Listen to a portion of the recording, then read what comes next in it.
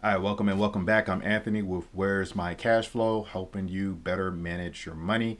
The link is in the description if you would like an audit for your own finances. All right, so for this one, I'm going to be going over an article that I came across that talks about divorce. Now, I'm not married, never been divorced, but a lot of people are going through it, at least in America. About 51% of marriages end in divorce.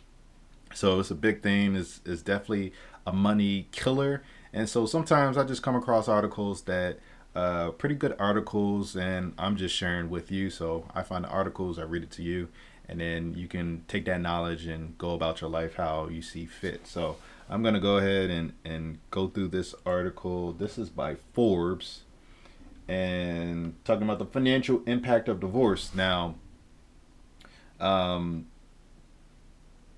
most people already know that divorces are really expensive, especially for the man, because usually the man, we're the breadwinners, and we're bringing in that money. And when it comes to courts and stuff, child support and all that, we already know it's slighted toward to benefit women. So, a very expensive thing to do if you're considering marriage. There's a really popular divorce lawyer that talks about like he does divorces, like high scale divorces. If you search on YouTube, you're gonna easily find him. He has plenty of interviews, and he talks about how he recommends all his clients, because he deals with high net worth individuals. He recommends all of them get a prenup.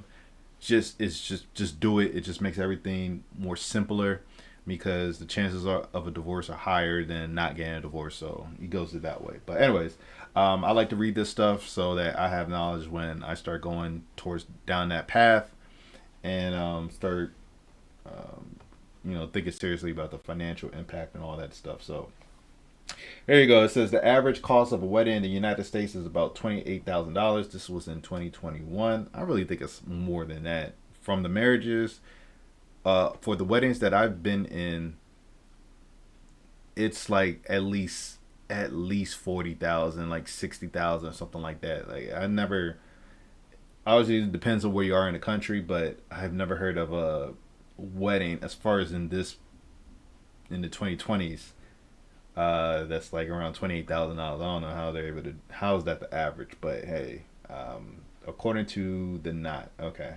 Even with the cost of this initial celebration, a happy, long-lasting marriage can be one of the best ways to build and maintain wealth. I think the average length of a marriage is about 5 years, 5 to 7 years. So it doesn't, on average, they don't really last that long. So, anyways, the cost of share between two individuals and dual incomes can increase standards of living and allow for a greater investment. Yet, almost half of all marriages in the United States end in divorce, erasing these cost benefits and often causing deep rooted stress for all family members, both emotionally and financially. The average cost of divorce is about $15,000 per person and can increase to $100,000 for a more complicated situation, such as a custody dispute. In a recent study of economic data from 2004 to 2014, women over 50 who divorced faced a 45% drop in their standard of living. Yeah, if you're over 50, ain't like you're working like that. While a man's standard of living dropped by 21%. Man, us men, we don't need that much stuff. It's the women that like to buy and spend. So I think this is where there's a difference in desires of lifestyle for men and women in general. So usually the women wants like that high class lifestyle, doing a lot of stuff. Us man, we're like, we're simple. We enjoy quality stuff. Don't, for sure. But I can see how this is like. We don't need that much to be satisfied. Children of divorced parents tend to suffer from. I already know how that is. So, but sometimes divorce is unavoidable. Now, I'm going to leave the link of this article in the description. I'm not going to go through everything. I just want to bring out the key points to consider or think about if you're about to go through a divorce, or if you're about to get married. Things to you should really consider, because it's about the money.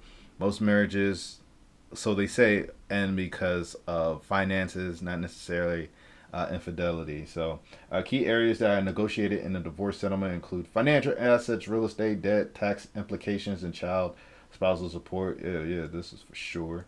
And individual property. So, financial assets, bank accounts, stocks, bonds. You kind of already know what that includes. Real estate. This encompasses the primary home. Yep.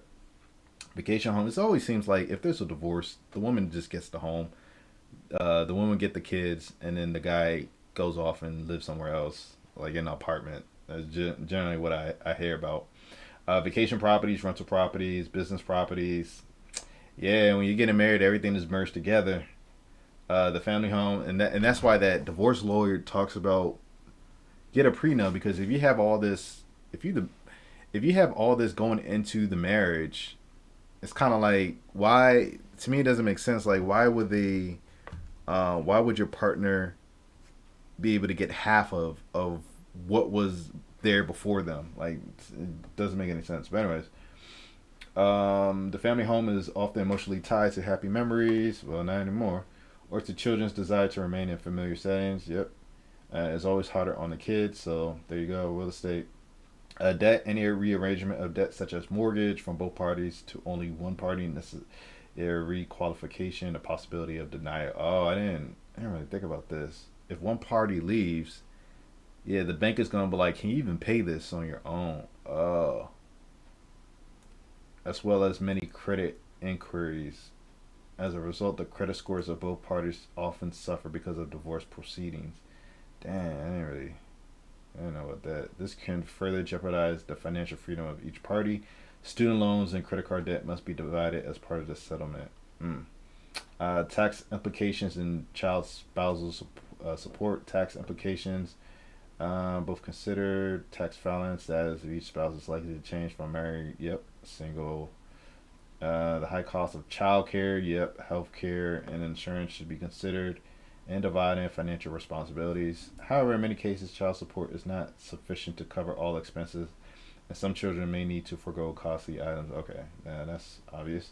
And then individual properties, cars, boats, furniture, art, all that stuff, navigating divorce. Okay, it just talks about stressful, prepare for financial balance sheet and budget. Get a prenup if you got assets in your name before getting married, or if you're about to get divorced, understand what's about to happen, and you're gonna lose something. So just wanted to share that real quick, make a quick video. There's a lot of good articles out there. There's, I guess, millions, or let's just say thousands of articles of just good content.